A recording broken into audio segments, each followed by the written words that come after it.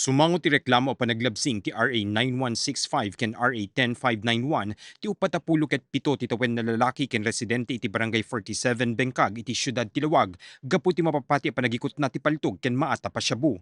Nakemeg daytoy babaen ti naiwayat a buy-bust operation iti barangay 1 iti metlaing nasa o syudad. Actually, dito nga personalidad ket monitoran ti tropa iti anti-illegal drug activities na ket nakita tayo nga ron yung continuous pelaan iti activity na nga kakastoy so naikan iti bypass operation. Amet nga limaban yung bayat iti panag-search da iti kanyana nakarecover tepe iti mesa nga paltog nga awan lisensyana.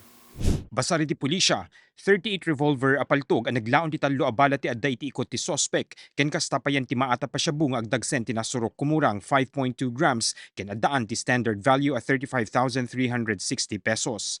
Maibilang a high value individual ti sospek. Anak kahit nasa when no high value individual tinatiliwan daw siyang significance sa dito, sir. Akit medyo nangat nga to basit iti kalidad na ng street value, medyo dakdakal basit ti kargana.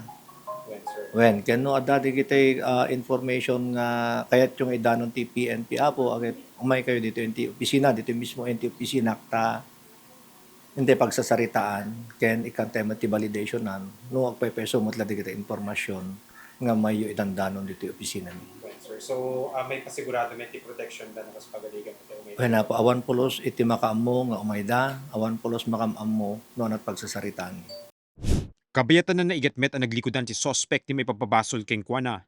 Kunana ang mapanlaing kumaagi deliver iti inorder da ken kuana lako na a vape, idinta na isayang kat ti by bust operation.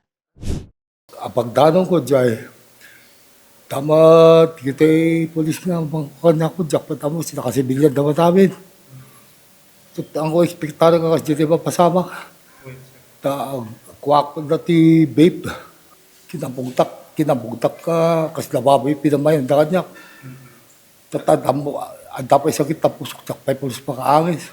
Ang tandam sir? Tuy bakrang ko, tuy.